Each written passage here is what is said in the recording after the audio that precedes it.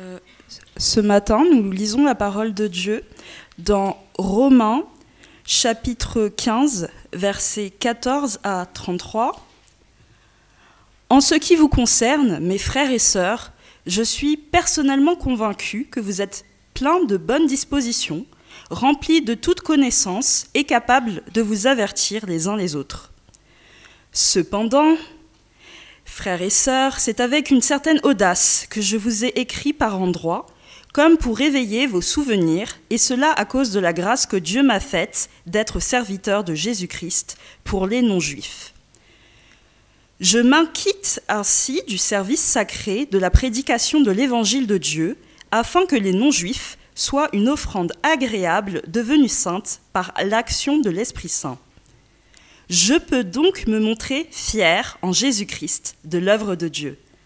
En effet, je n'oserais rien mentionner si Christ ne l'avait pas accompli par moi pour amener les non-juifs à l'obéissance par la parole et par les actes, par la puissance des signes et des prodiges et par la puissance de l'Esprit de Dieu. Ainsi, depuis Jérusalem et en rayonnant jusqu'en Illyrie, j'ai abondamment propagé l'évangile de Christ. Je me suis fait un point d'honneur d'annoncer l'évangile là où Christ n'avait pas été annoncé, afin de ne pas construire sur les fondations posées par un autre. Mais comme il est écrit, ceux à qui il n'avait pas été annoncé verront, et ceux qui n'en avaient pas entendu parler comprendront. C'est aussi ce qui m'a souvent empêché d'aller chez vous. Mais maintenant, comme je n'ai plus rien qui me retienne dans ces régions, et que depuis bien des années, j'ai le vif désir de vous rendre visite, je le ferai quand je me rendrai en Espagne. J'espère en effet vous voir en passant et recevoir votre aide pour me rendre là-bas, une fois que j'aurai satisfait, du moins en partie, mon désir d'être avec vous. Maintenant, je vais à Jérusalem pour servir les saints. En effet, les églises de la Macédoine et l'Achaïe ont bien voulu organiser une collecte en faveur de ceux qui sont pauvres parmi les saints de Jérusalem. Elles l'ont bien voulu et elles le leur devaient, car si les non-juifs ont eu part aux avantages spirituels des juifs, ils doivent aussi les assister dans leurs besoins matériels. Dès que j'aurai réglé cette affaire et que je leur aurai remis ces dons, je partirai pour l'Espagne et je passerai chez vous. Je sais qu'en venant vous rendre visite, c'est avec une pleine bénédiction de l'évangile de Christ que je le ferai. Je vous en supplie, frères et sœurs, par notre Seigneur Jésus-Christ et par l'amour de l'Esprit, combattez avec moi en adressant à Dieu des prières en ma faveur. Priez afin que je sois protégé des incrédules de la Judée et que l'aide que j'apporte à Jérusalem soit bien accueillie par les saints.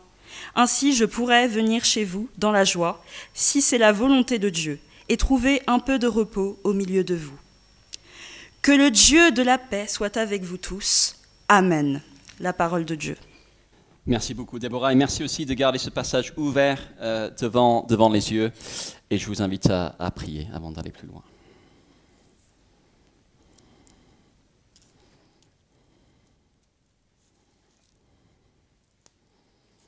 Toute parole de Dieu, toute écriture est inspirée de Dieu et utile afin que l'homme de Dieu soit équipé pour toute œuvre bonne. Père Céleste, nous voulons te remercier pour le privilège de t'écouter ensemble. Accorde-nous des oreilles ouvertes et un cœur docile pour recevoir ce que tu souhaites nous dire ce matin. Amen. On arrive presque à la fin de la lettre aux Romains qu'on médite depuis plus d'1 an. Voici notre question ce matin. Quel est le signe qu'on a compris Romains? Quel est le signe qu'on a compris Romains? À quoi ça se verrait qu'on ait compris son message? Autrement dit, si son auteur, l'apôtre Paul, avait une machine à voyager dans le temps et qui venait nous rendre visite, qu'est-ce qu'il chercherait comme preuve qu'on avait compris où il voulait en venir? Qu'est-ce qu'il voudrait voir comme impact? Et que Romains ait eu un impact dans l'histoire, c'est indéniable. Pour ceux qui s'intéressent à ces choses, mardi dernier, c'était Halloween, mais aussi la fête de la Réforme, c'est-à-dire le 56e anniversaire depuis que l'Allemand Martin Luther a cloué ses 95 thèses à la porte de la cathédrale de Wittenberg. Martin Luther, dont la théologie a transformé l'Église chrétienne et dont le point de départ était un verset de Romains. 1000 ans avant Luther, un Algérien qui s'appelait Augustin a été converti grâce à un verset de Romains avant de devenir un des plus grands penseurs chrétiens de l'histoire. Et 200 ans après Luther, le grand évangéliste John Wesley s'est lui aussi converti grâce à Romains. Et le théologien suisse François Godet a écrit qu'il est probable que toute grande rénovation spirituelle dans l'Église se rattachera toujours à une intelligence plus profonde de cet écrit. Quel est le signe qu'on a vraiment compris son message?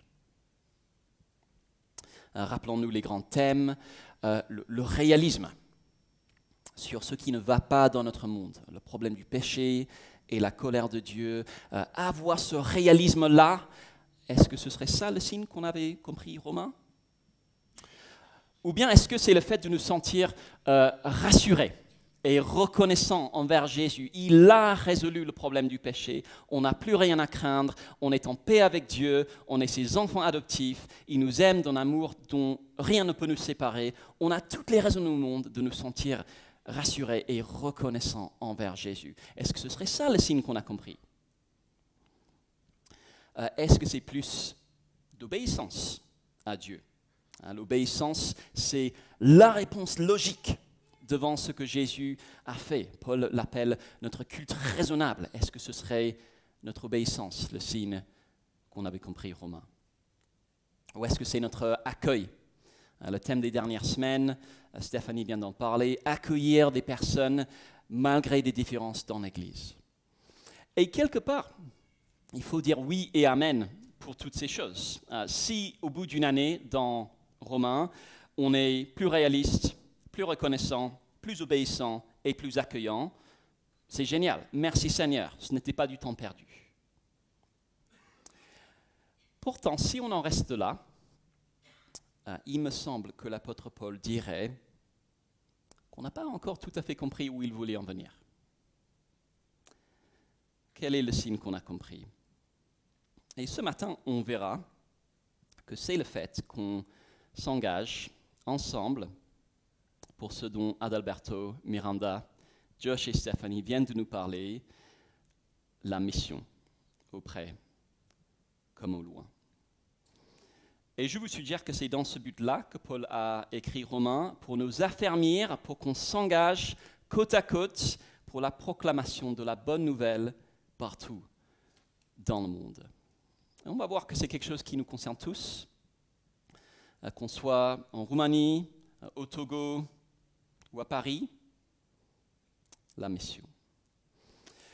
Alors notre conviction, c'est que Dieu nous parle à nous aujourd'hui dans la Bible. Pour comprendre ce que Dieu veut nous dire aujourd'hui, on doit essayer de comprendre dans quelle situation les différents livres de la Bible ont été écrits et ce qui a poussé les auteurs à prendre leur plume pour écrire.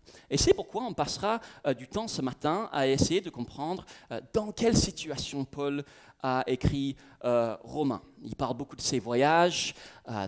Ça me rappelle un petit peu ma grand-mère qui adorait voyager, qui aimait beaucoup parler de ses voyages, et je ne sais pas si j'aimais toujours écouter ses récits de voyage. Et on peut se demander, quel lien avec nous aujourd'hui? Mais on va voir que réfléchir sur ces voyages, c'est justement la clé pour comprendre ce que Dieu veut nous dire aujourd'hui. Alors, dans quel but Paul a-t-il écrit Romains? Eh bien, avant de nous dire quel était son but, Paul nous dit d'abord quel n'était pas son but. Verset 14, suivez avec moi s'il vous plaît. En ce qui vous concerne, mes frères et sœurs, je suis personnellement convaincu que vous êtes pleins de bonnes dispositions, remplis de toute connaissance et capables de vous avertir les uns les autres.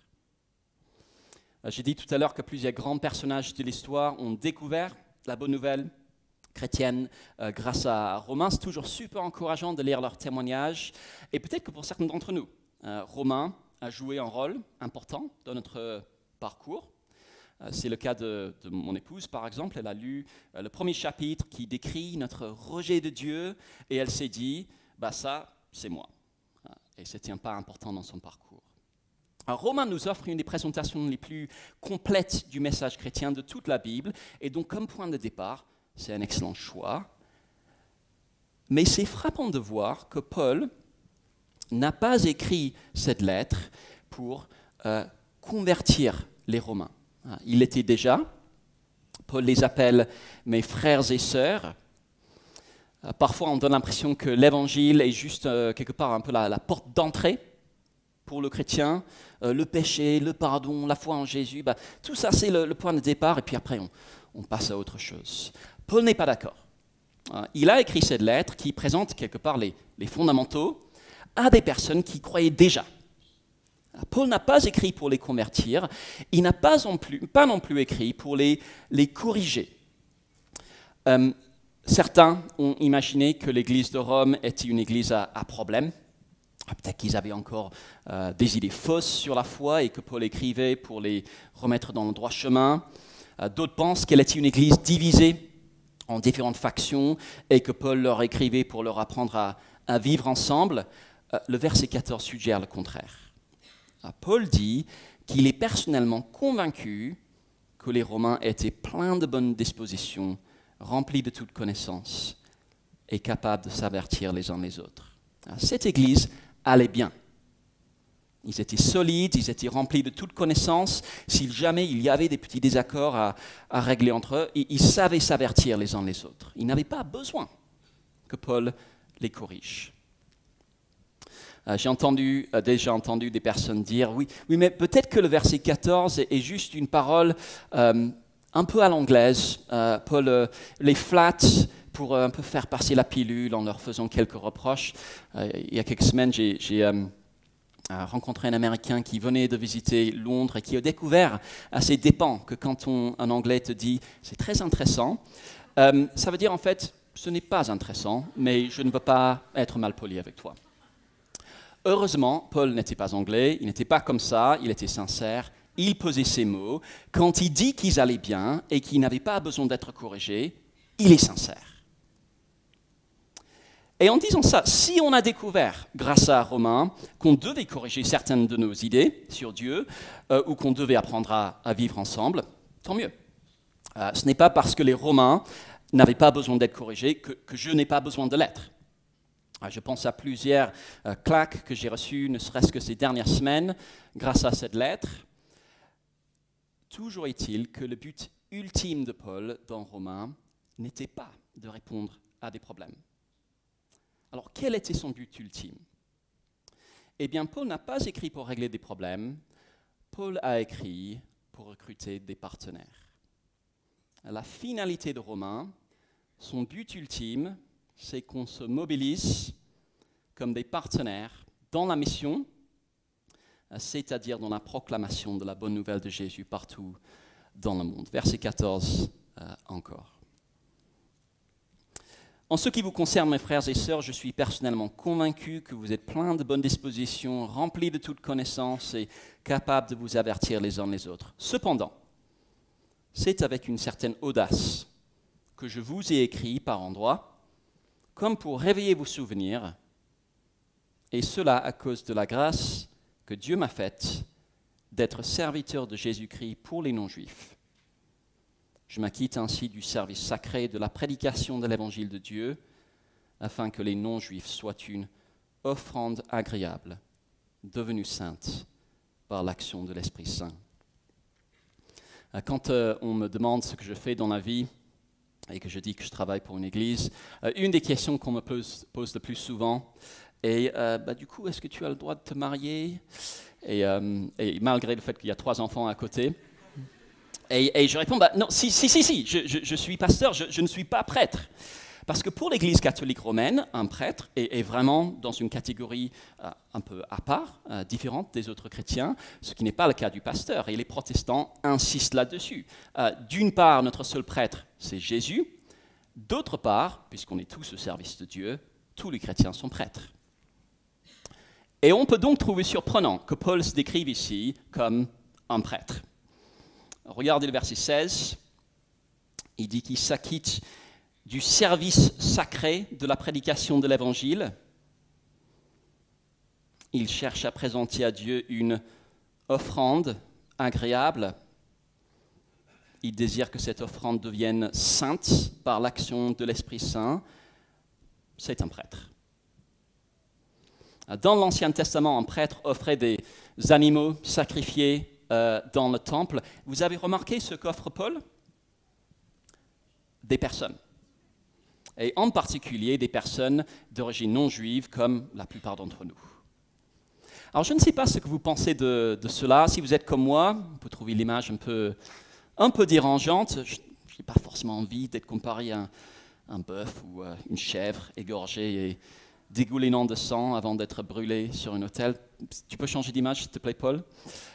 En fait, ça ne devrait pas nous surprendre parce que cette idée-là, on l'a déjà rencontrée.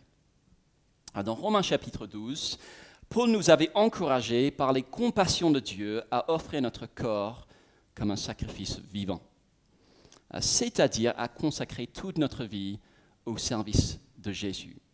Être chrétien, c'est ça. On comprend ce que son sacrifice a accompli pour nous et on s'offre à lui comme sacrifice vivant en réponse. Voilà la vraie adoration. Voilà notre culte raisonnable, culte logique. Offrir notre corps à Dieu puisque Jésus a offert son corps pour nous. Cette idée d'être un sacrifice ou une offrande, elle n'est pas nouvelle. La question, c'est pourquoi est-ce que Paul revient encore dessus à cet endroit? Est-ce qu'il pensait que les Romains n'étaient pas encore une offrande assez agréable? Est-ce qu'il fallait les encourager à devenir des meilleurs sacrifices qu'ils ne l'étaient? Je ne pense pas.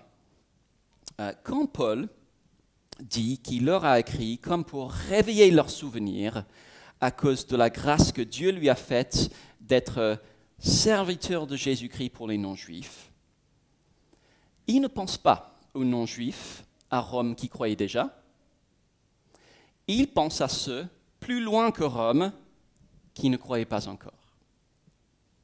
Paul écrit aux chrétiens de Rome parce qu'il regarde au-delà de Rome vers les territoires vastes, peuplés de personnes pas encore sauvées. Ou pour le dire autrement, Paul n'était pas seulement un prêtre, c'était aussi un pionnier. Verset 17. Je peux donc me montrer fier en Jésus-Christ de l'œuvre de Dieu. En effet, je n'oserais rien mentionner si Christ ne l'avait pas accompli par moi pour amener les non-juifs à l'obéissance, par la parole et par les actes, par la puissance des signes et des prodiges, et par la puissance de l'Esprit de Dieu. Ainsi, depuis Jérusalem et en rayonnant jusqu'en Illyrie, j'ai abondamment propagé l'évangile de Christ. Je me suis fait un point d'honneur d'annoncer l'évangile là où Christ n'avait pas été annoncé, afin de ne pas construire sur les fondations posées par un autre. Mais comme il est écrit, ceux à qui il n'avait pas été annoncé verront, et ceux qui n'en avaient pas entendu parler comprendront. Alors, je ne sais pas s'il y a parmi nous des amateurs de ski suffisamment fous pour aimer faire du hors-piste. Personnellement, je n'ai pas le niveau. La seule fois que j'ai essayé, je me suis retrouvé coincé dans un sapin, pour le plus grand plaisir de ma famille. Certains adorent ça, sortir des sentiers battus pour partir à la découverte des terrains vierges où personne n'a encore posé le ski. Et c'était un peu ça l'approche de Paul. Pas vis-à-vis du ski, à ma connaissance, il n'en a jamais fait, mais vis-à-vis de son ministère. Christ avait fait de lui un pionnier qui annonçait l'évangile en terrain vierge, là où Christ n'avait pas encore été annoncé. Il dit que son ministère a consisté à amener les non-juifs à l'obéissance, c'est-à-dire à conduire des personnes de toutes les nations à travers l'évangile, à plier le genou devant le roi Jésus. Ou pour reprendre son image, à s'offrir à Dieu comme une offrande agréable. Paul était un prêtre, pionnier, que Jésus avait envoyé pour que partout des personnes deviennent des sacrifices vivants. Alors déjà, ça devrait nous interroger. Si ce que je retiens de Romains, c'est que je dois offrir mon corps comme un sacrifice vivant à Dieu, c'est bien. Mais pour Paul, ça ne va toujours pas assez loin. Ce n'était pas juste sa petite personne que Paul voulait offrir à Dieu, c'était le monde entier. Il ne s'est pas dit, j'ai ma foi, j'ai mon adoration de Dieu, mais c'est privé, ça ne regarde que moi, et je ne vais pas déranger les autres avec ça. Non, Paul avait compris que Jésus mérite le monde. Au moment d'écrire, il avait parcouru Chypre, plusieurs régions de la Turquie, la Macédoine, la Grèce, les Balkans, et jamais il ne s'est excusé de croire que Jésus méritait l'obéissance et l'adoration des habitants de tous ces pays. Au contraire, il voyait comme son devoir de les amener à l'obéissance à Jésus. À dire à quelqu'un, ce n'est pas un peu impérialiste, un peu intolérant, de quel droit pouvait-il dire que toutes ces personnes qui avaient déjà leur croyance devaient croire en Jésus? Mais Paul n'était pas impérialiste, il avait simplement compris que si Jésus a créé le monde et tous ceux qui l'habitent, et qu'il est mort pour le monde et tous ceux qui l'habitent, alors le monde et tous ceux qui l'habitent sont à lui. On peut se sentir mal à l'aise à l'idée de parler de Jésus avec des personnes qui croient autre chose, votre collègue musulman, votre voisin athée, les Togolais animistes que Josh et Stéphanie vont côtoyer. De quel droit pouvons-nous leur dire de croire en Jésus? Mais la réalité, c'est que nos collègues, nos voisins et tous les habitants de la terre ont été créés par Jésus et pour Jésus, et ce n'est pas normal qu'ils n'adorent pas Jésus. Jésus mérite le monde. Paul avait ce rôle de pionnier parce qu'il avait compris cela. Avons-nous compris cela?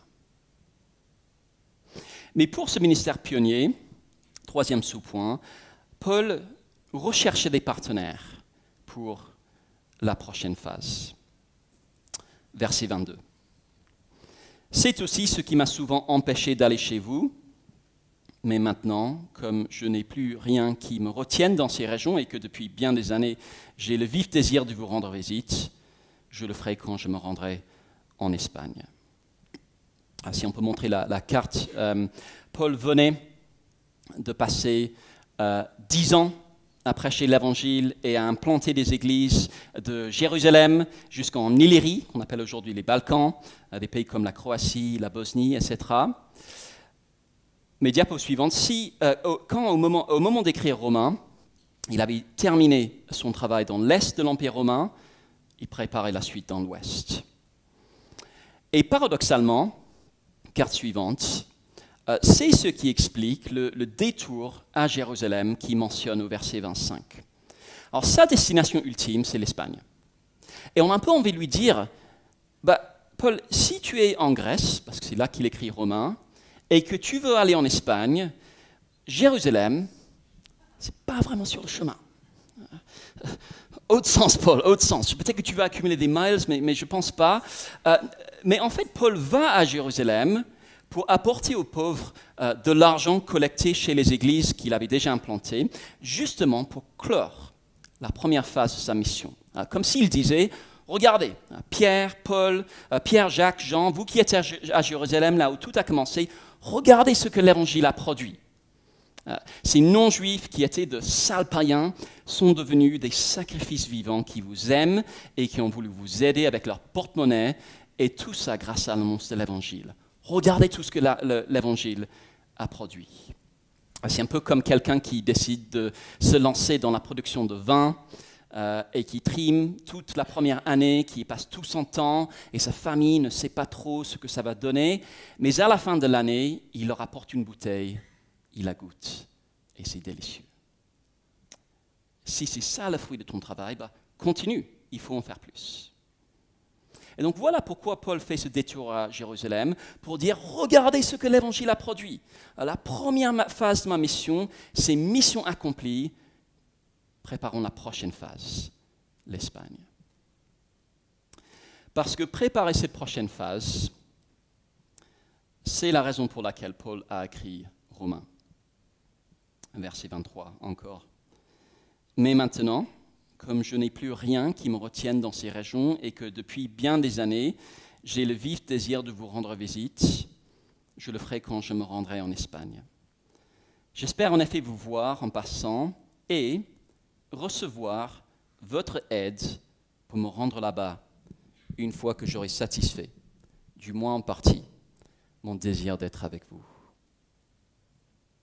Paul a écrit Romains pour que l'Église de Rome s'engage à ses côtés pour l'aider à apporter l'Évangile en terrain vierge.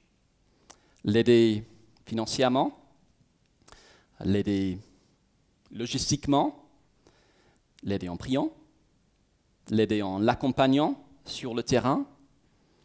Le but de Romains est de mobiliser pour la mission. Et le signe qu'on l'a compris, c'est qu'on se mobilise nous aussi. Qu'on se considère comme des partenaires luttant côte à côte dans la grande mission de l'Évangile.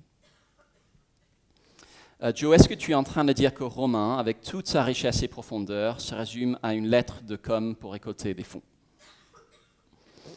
Quand on dépend de dons pour financer un ministère chrétien, c'est le cas de plusieurs personnes ici, dont moi, on écrit des lettres à des donateurs potentiels pour parler de notre ministère et demander de l'argent. Et on se sent souvent un peu gêné en demandant de l'argent, et donc on parle de tout ce qu'on fait et pourquoi c'est important, on met des jolies photos, et puis à la fin on glisse un petit mot pour dire « Au fait, est-ce que vous pourriez éventuellement nous soutenir, nous donner de l'argent ?» Je sais pas. Suis-je en train de dire qu'aux Romains, c'est ça, une lettre de demande de soutien? Non. Romains, c'est la défense magistrale de Paul de la mission de l'Évangile envers les nations. Il commence en évoquant un devoir envers tous, civilisés ou non, sages ou ignorants, qui vient du fait que l'Évangile soit la puissance de Dieu pour le salut de tous ceux qui croient. Dans la première moitié, il explique tout ce que cette mission envers les nations produit pour les nations. Être justifié, sanctifié, assuré du salut, aimé, glorifié. Et dans la seconde moitié, il explique comment cette mission envers les nations aide Israël, le peuple historique de Dieu aussi. Et son propos est de dire que seule l'annonce de l'Évangile au monde peut créer une nouvelle humanité bénie par Dieu, qui obéit à Dieu, le type d'humanité qu'en fait, on veut tous.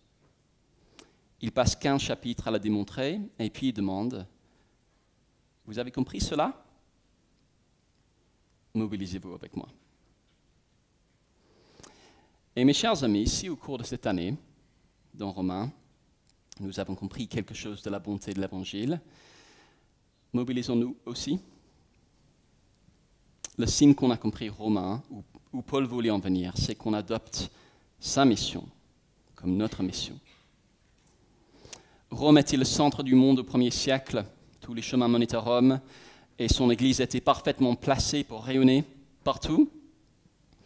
Nous qui sommes au centre de Paris sommes bien placés également pour rayonner en France et grâce au caractère très international de notre Assemblée, bien au-delà. Et les besoins sont énormes. Commençons par notre ville. On peut mettre la carte. Vous connaissez peut-être les statistiques. On estime que pour que chaque personne en France puisse avoir une possibilité réaliste d'entendre l'Évangile, il faudrait une église évangélique pour 10 000 habitants. À Paris, on est actuellement à une pour 25 000. Il faut implanter de nouvelles églises. D'autres régions de la France sont encore moins bien loties. Les Pays de la Loire, Outre-mer, la Mayotte, et c'est sans parler des besoins ailleurs dans la francophonie. Comme à l'époque de Paul, les régions non atteintes ou peu atteintes sont encore légion. Est-ce que je suis en train de dire qu'on doit tous plaquer notre travail demain, prendre un aller simple pour Tombouctou et partir prêcher dans la rue là-bas? Est-ce qu'on doit tous faire le même choix que Josh et Stephanie et Adalberto et Miranda Josh et Stephanie, Adalberto et Miranda? Eh bien, il y a probablement des personnes dans cette salle à qui Dieu a donné des dons pour annoncer l'Évangile et un accès à certaines cultures qui devraient au moins se poser la question de si la mission à l'étranger ou dans d'autres régions de la France pourrait être pour elles. Mais pour la plupart d'entre nous, la réponse est non. Pour nous, ce qu'il faut, c'est un changement de mentalité. Avons-nous ce désir non seulement d'être des sacrifices vivants, mais aussi de voir d'autres personnes, auprès comme au loin, devenir elles aussi une offrande à la gloire de notre Dieu? Il nous faut une mentalité qui rapproche adoration et mobilisation pour l'évangélisation et la mission. Rachel l'a cité tout à l'heure, le pasteur John Piper dit dans le livre qui sera en vente ce matin que le but suprême de l'Église n'est pas la mission, c'est l'adoration.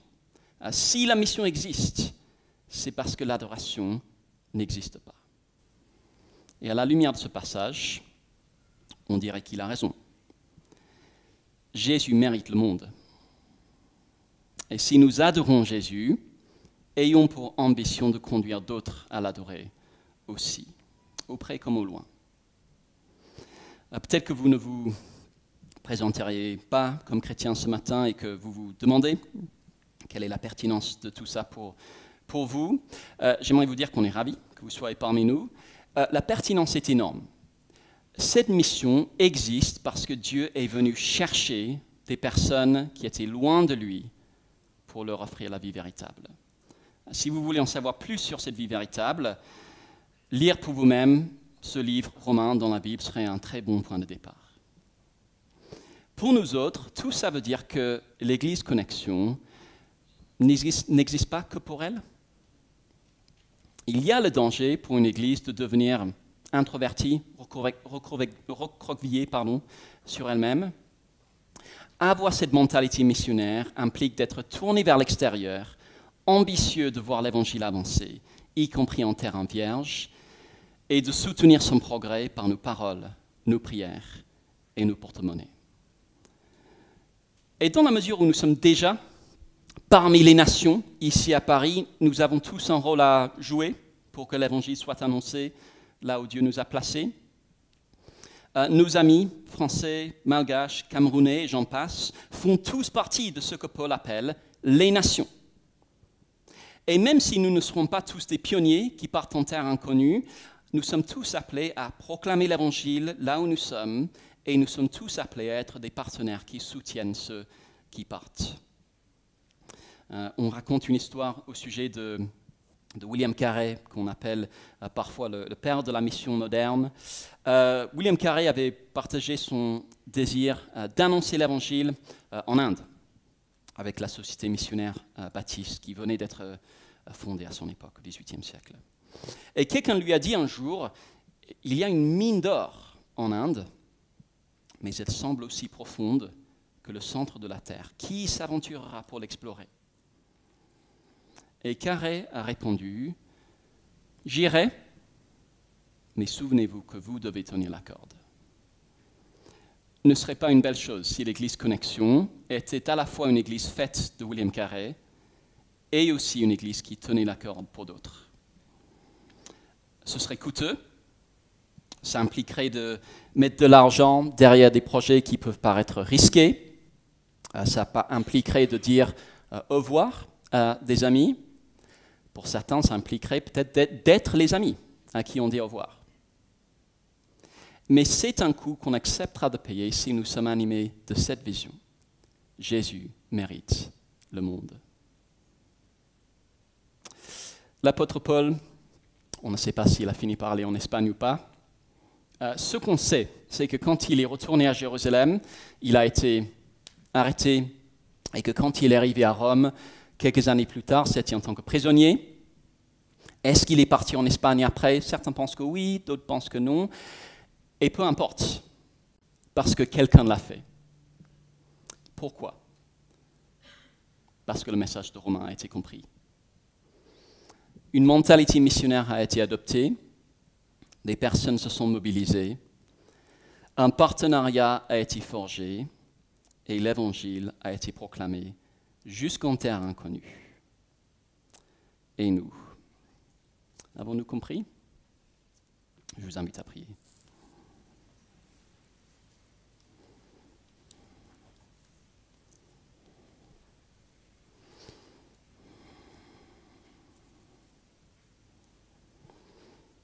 Il est écrit, ceux à qui il n'avait pas été annoncé verront, et ceux qui n'en avaient pas entendu parler comprendront. Dieu et Père, nous voulons te remercier pour ta bonté en acceptant de venir dans nos ténèbres, dans ce monde qui est actif dans son hostilité et sa rébellion contre toi. Merci d'être venu chercher et sauver ceux qui étaient perdus, dont nous. Et Père Céleste, nous voulons te demander que si tu nous accordes de mesurer, ne serait-ce qu'une infime partie de ta grâce envers nous, que tu nous remplisses d'un saint zèle et d'une grande ambition pour que le nom de Jésus soit honoré jusqu'aux extrémités de la terre. En son nom. Amen.